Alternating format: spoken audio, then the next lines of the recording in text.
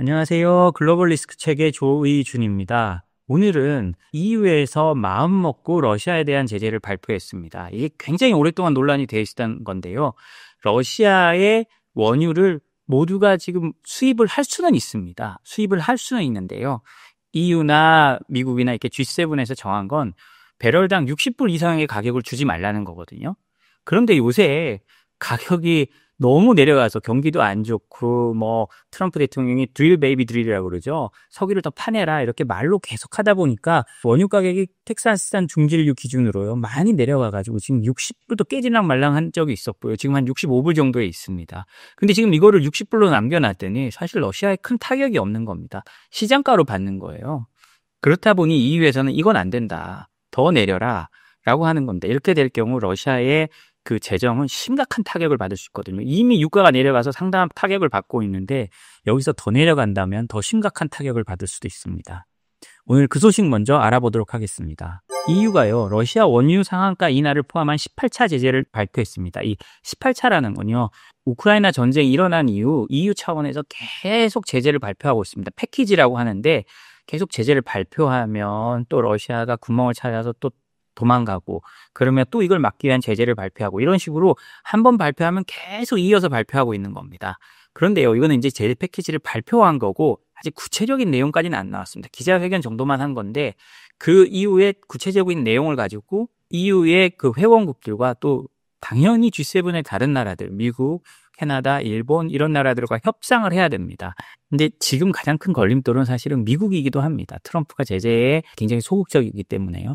근데 하여튼 이런 제재를 발표해 놓고 EU가 일단 내부 논의에 들어갔습니다. 이렇게 발표를 했다는 건 어느 정도 내부에서 어느 컨센서스가 있기는 하다는 건데요. 저희가 차차 알아보겠지만 늘 친러 성향을 띠는 헝가리, 거기다 최근에는 슬로바키아까지 EU에 걸림돌이 되고 있는데요. 이 부분 어떻게 될까도 향후 이 제재가 성공할지 아닐지를 알려주는 시금석이 될 수 있습니다. 주요 내용은요, 러시아 원유 상한가를 기존 배럴당 60달러에서 약 45달러로 대폭 인하하고요.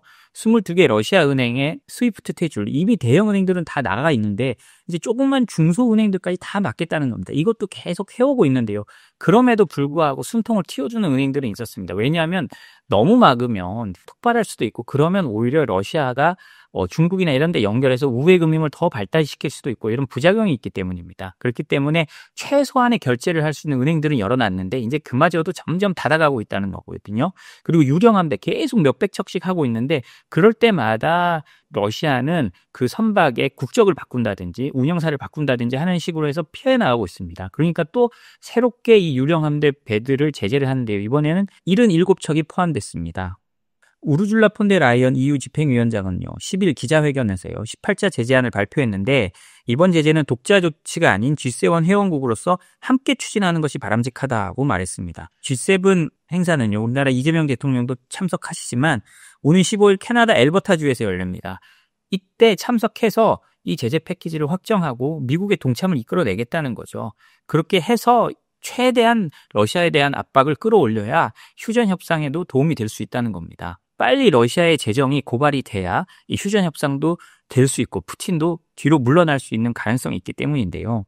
이 정상회의에는 트럼프 대통령 그리고 젤렌스키 우크라이나 대통령도 참석 예정입니다. 한때 이제 미국 백악관에 갔다가 쫓겨났던 젤렌스키 대통령이 저번에 그 교황의 장례식에서 한번 트럼프 대통령을 만났지만 이번에 또 G7 미국을 제외한 다른 나라를 사실상 우방국들로 세워두고 트럼프 대통령을 만나 다시 한번 제재에 동참할 것을 설득하고 압박하는 자리를 갖겠다는 거죠. EU는요, 이 밖에도요, 러시아와 독일을 잇는 노드스트림 1, 2 천연가스 파이프라인을 직간접 사용도 전면 금지하기로 했습니다. 노드스트림 1은요, 전쟁 중에 누군진 모르지만 누군가의 소행에 의해서 폭파됐고요. 노드스트림 2는 승인 절차가 중단됐지만 EU는 과거로 돌아갈 수 없다는 입장 아래 운영 재개 가능성까지 차단하려는 조치를 하고 있습니다. 노드스트림 2는 아예 하지 못하게 하겠다는 거죠. 근데 사실 자본이라는 게 참 무섭습니다. 이미 전쟁이 끝날 거를 예상하고 미국의 사모펀드들이나 이런 데는 미국이 허락만 해주면 이 노드스트림을 가동할 수 있겠다라고 생각해서 노드스트림 2의 운영권을 살려고 하는 것들도 있거든요. 그런데 사실 이 EU는 노드스트림을 가동하기 위해서 굉장히 많이 노력을 했고요. 트럼프 1기 때 이거를 아예 제재를 하면서 끊으려고 했는데도 그럼에도 놓지 않았습니다. 왜냐?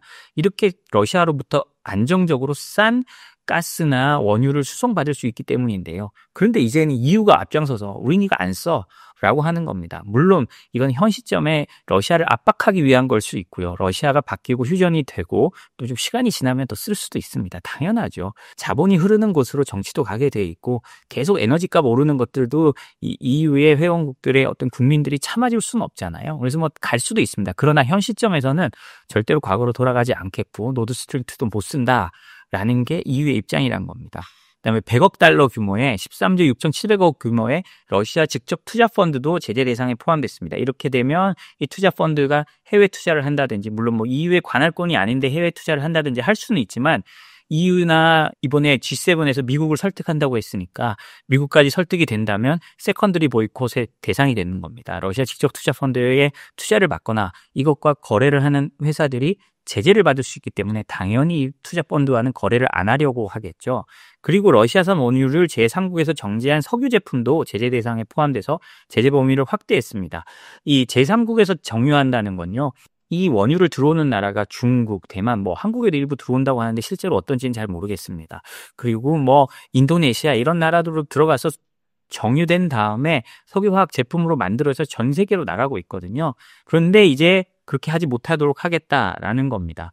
이 폰데라이언 그 EU 위원장은요. 이번 조치를 강력하다고 자평했고요. 이미 압박에 시달리는 러시아 경제를 더 압박할 거라고 했습니다. 카야 칼라스 EU 외교안보 고위 대표, 그러니까 EU의 외교장관격입니다. 러시아는 완전히 불법적인 전쟁의 대가를 치러야 한다라고 했습니다. 그런데 제가 초반에 말씀드렸듯이 제일 문제는 뭐냐? 헝가리와 슬로바키아입니다. 로베르트 피초 슬로바키아 총리는요. 국익을 희생시키는 제재는 절대로 찬성하지 않는다라고 이미 최근에 말했고요. 슬로바키아 의회도요. 국익을 훼손시키는 제재는 찬성하지 말라라고 권고안을 발표하기도 했습니다. 뭐 사실은 짜고 치는 거지만 어쨌든 반대할 수 있는 여지를 계속 남겨두고 있는 거죠. 이걸 통해서 사실은 러시아를 돕는다기보다 그런 말을 흘리면서 러시아로부터 석유 수입이나 가스 수입에 헝가리만 면제를 받는다든지 EU의 지원금 중단됐던 걸 다시 받아온다든지 이런 식으로 카드로 흔들고 있거든요. 이제 그런 카드를 흔드는 게 헝가리뿐만이 아니라 슬로바키아까지 포함이 된 거죠. 그리고 저희가 몇 번 알려드렸듯이 미국 의회에서도요. 러시아 연료를 수입하는 국가에 대해 500% 관세를 부과하는 초강력 법안이 발의된 상태입니다. 그 트럼프 대통령의 절친이라고 하는 린지 그레엄 상원 의원이 주도로 발의했는데요. 최근에는 배역까지 이거 너무 세다. 좀 줄이자. 그리고 우리가 대통령이 마음먹으면 면제해 줄 수 있게 하자. 이런 조항을 넣자라고 해가지고 오히려 논란이 됐습니다. 상원이나 하원에서는 그렇게 되면 이 법안은 의미가 없어진다라고 거절하는 상태인데요. 이렇게 한번 봐야 될 것 같습니다. 이번 G7 회담이 이런 EU의 18차 제재 패키지가 성공하는지 그리고 다시 한번 서방이 뭉쳐서 대러 압박에 나서는지를 보여주는 중요한 시금석이 될 것 같습니다. 일본 정유사가요. 미국과 EU에서 제재된 유조선으로 러시아 석유를 수입했다가 지금 문제가 되고 있습니다. 본인들은 몰랐다고 하겠죠.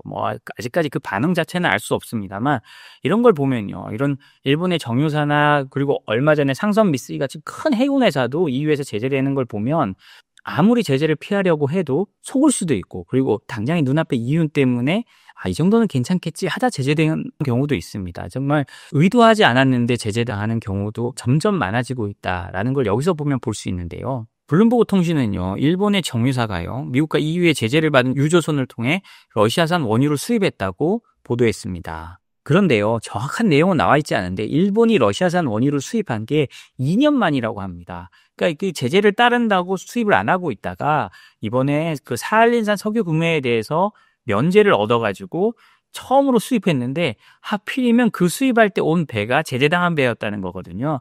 이것도 참 딜레마입니다. 뭔가 제재 면제를 받고 거래를 할 수 있다고 하더라도 그 사이에 움직이는 배나 물류들 그리고 그 사이에 매개되는 기관들이 또 제재당한 엔터티일 수 있어서 늘 조심해야 된다는 거죠. 언제 어디서 어떤 문제가 있을지 모른다는 겁니다.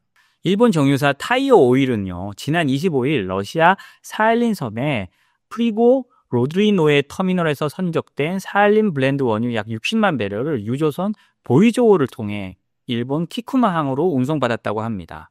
근데요, 이 보이조호는 현재 미국 정부와 유럽연합의 제재 대상으로 지정되어 있는 상황인데요. 문제는 있습니다. 명확하게 제재 대상으로 되어 있다고 하지만 명확하게 보이조호라는 이름으로 되어 있으면 알 텐데 중간에 이름을 바꾸거나 하면 모른다는 겁니다. 이 미국 정부와 유럽연합이 이 배를 제재할 당시의 이름은요, 베르나츠키 프로스펙트라는 배였다고 합니다. 그런데 당시만 해도 이 배는 러시아 국영 해운사의 소유였는데요. 지난 1월에 미국 바이든 행정부가 이 배를 제재 대상으로 하니까, 그리고 EU도 2월 달에 제재 대상으로 했다고 합니다. 그러니까요, 이 국영 해운사는 제재 회피를 위해 보이조호를 포함한 제재 당한 선박들의 관리를 아랍에미리트 기업 두 곳으로 이전한 것입니다. 그런 다음 이름을 보이조로 바꾼 거죠. 그러니까 뭐 아마 시스템에도 뜨지도 않았고 하겠죠. 뭐 이렇게 그 번호 같은 건 있겠지만 이 타이어 오일에서 점검할 때는 이 회사는 괜찮겠구나 라고 생각할 수도 있고요. 아니면 이런 정유사도 요즘 아직까지도 요 제재에 대한 그 경각심이 부족해서 제대로 알아보지도 않았을 가능성도 있습니다. 타이어 오일 측은요, 일본 경제산업성의 요청에 따라서 해당 원유를 구매했고, 이는 일본 기업들이 투자한 사할린 프로젝트와 연계된 석유 생산성의 연속성을 위해 필수적이었다라고 설명했답니다. 그런데 왜 우리가 자신들이 보이조고라는 그 과거 제재당했던 배를 이용해야 하는지에 대한 설명은 명확하지 않은데요. 그만큼 아마 당황하고 있을 걸로 보입니다. 뭔가 일본 정부의 의도대로 하라고 해서 했는데도 이렇게 문제가 생기니까요. 이 사람들도 참 상당히 당황하고 있다는 뜻으로 보입니다. 제가 늘 말씀드리지만 이럴 때를 대비해서 제재 준수 프로그램, 그다음에 수출 통제 준수 프로그램을 만들어 놔야 됩니다. 자신들이 아무리 노력해도 위반할 때가 있거든요. 그럴 때 이런 게 있으면 우리가 이런 걸까지 만들고 이런 과정을 거쳐서 했는데도 문제가 됐다라는 걸 미국 측에 어필하고 EU 측에 어필할 수가 있는 겁니다. 그렇게 된다면 뭐 법적으로 처분이 경감되거나 아주 운이 좋다면 뭐 경고로 넘어갈 수도 있겠죠. 그래서 저희가 이제 미리 이런 거 준비해놔야 된다고 여러 번 말씀드리는 거고요. 혹시 이 방송을 들으시는 분들 중에도 그런 게 필요하다고 하면 인터넷에서 생크션랩 검색해보시고 저희 회사에 연락을 주시면 저희가 충분히 도와드릴 수 있습니다. 마지막 소식은요, 러시아랑 거래할 때 또 주의해야 될 점 하나를 또 알려드리겠습니다. 러시아 중재법원이요, 비우호국인 라트비아의 중재 판정은 집행 못해라고 말을 해놨는데요. 우리가 이렇게 거래를 할 때 문제가 생겼을 때 다른 나라 중재재판소에서 하자라고 보통 계약서에 써놓거든요. 근데 요즘 러시아에서는 그렇게 해봐야 아무 소용이 없는 경우가 많습니다. 왜냐, 러시아 중재법원이요, 그렇게 다른 나라에서 중재를 해서 이게 돈을 줘라라고 해도 다른 나라의 이거는 우리랑 비우호국들이야, 우리에게 전혀 도움되는 걸 하는 나라들이 아니야라고 하면서 우리 이 중재 판정 받아들일 수 없어 하고 러시아 법원에서 잘라버리는 거예요. 그러면 중재 판정이 의미가 없어지잖아요. 러시아의 중재법원이요, 라트비아계 금융기관인 리에투모 은행이 러시아 법인 AGIG 간의 대출계약 분쟁에서 다시 한번 그 기존의 1심 판결을 뒤집고 돈을 안 줘도 된다라고 판정했다는 건데요. 이 두 회사가 맺은 걸 보면 라트비아에 소재한 발트 중재법원에서 해결하도록 원래 명시되어 있었다고 합니다. 두 사람의 계약이 문제가 생겼을 때요. 그래서 그 중재법원에서는 중재 결과 AGIG에 약 102만 달러, 13억 원을 지급하라는 판정이 내려졌다고 합니다. 그러니까 러시아 1심 판결은요, 우리가 이렇게 계약서나 이런 걸 살펴보니 비록 비우호국에서 내려진 중재 판정이지만 집행해도 될 것 같다라고 해서 그 돈을 지급하라고 판정했다고 합니다. 그런데요, 2심에서는요, 아니다, 이거는 1심이 판단을 잘못했다, 비호국가 리스트 및 제재 대상을 충분히 고려하지 않았다고 보고 이를 문제를 삼았다고 합니다. 또 라트비아는 러시아의 제재를 가한 국가로 지정돼 있고요. 이에 따라 자국의 공공질서에 위배되는 판정이나 지급 의무를 수반하는 외국의 판결은 러시아 내에서 집행될 수 없다라는 논리로 판결을 했다고 하거든요. 그러니까 결국 계속 설명드렸듯이 이게 중재 판결이라는 것, 러시아에 큰 의미가 없어진 겁니다. 우리가 한국 기업들이나 이런 데서 다시 러시아를 요새 거래를 하려고 하고 전쟁이 좀 소강 상태가 되면 뭘 하려고 많이 하잖아요. 그런 부분도 이제 좀 주의해서 봐야 될 것 같습니다. 이제 중재 판결도 믿으면 안 되고 거기에 대해서 점점 더 좀 주의를 기울여야 하고, 결국은 빨리빨리 대금 결제를 하고 뭐 미루지 않아야 된다는 거, 그리고 너무 오랜 장기 계약을 하면 안 된다는 것도 여기서 또 알 수 있을 것 같습니다. 오늘 저희가 준비한 소식은 여기까지입니다. 저희 소식이 도움되셨다면 구독, 좋아요, 알림 설정 부탁드립니다. 감사합니다.